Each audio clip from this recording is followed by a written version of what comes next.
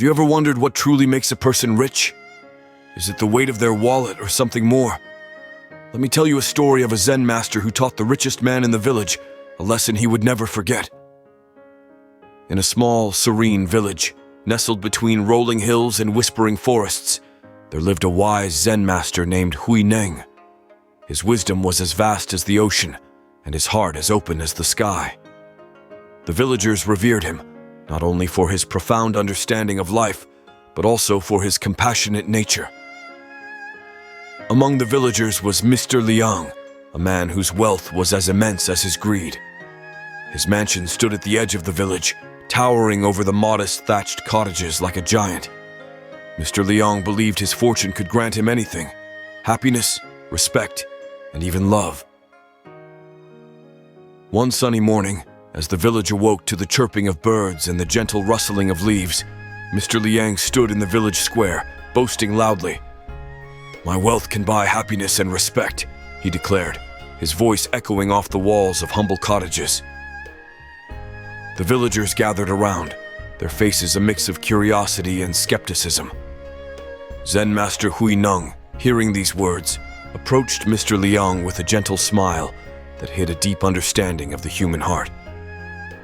"If you can use your wealth to truly become happy and respected in 3 days, I shall leave this village," he proposed, his voice calm like a still pond. Mr. Liang, confident in his riches, accepted the challenge with a laugh. He immediately set to work, throwing the most lavish parties the village had ever seen. Musicians and dancers from faraway lands filled the nights with melody and color. Exquisite food and fine wine flowed like rivers, and the villagers were showered with gifts, silk robes, shiny trinkets, and gold coins. The village buzzed with excitement, but this joy was as fleeting as a shooting star, leaving no real connection or respect in its wake. The parties ended, and the music faded, leaving behind only whispers of insincerity and fleeting pleasure. As the third day dawned, a crisis struck. A great flood, born from a relentless storm, threatened to destroy the village crops. The villagers, including Zen Master Neng, united to save their livelihood. They worked tirelessly, building barriers and redirecting water, their faces set with determination. Mr. Liang, however, stood aside, watching from his mansion's high balcony.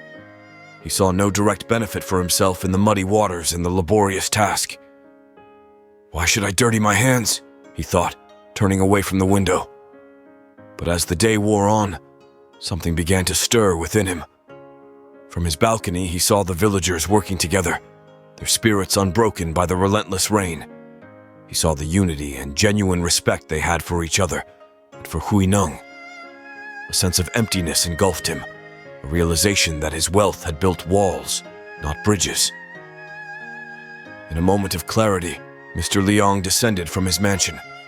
He joined the villagers, his hands working alongside those he had once looked down upon. The mud stained his fine clothes, and the rain soaked his skin.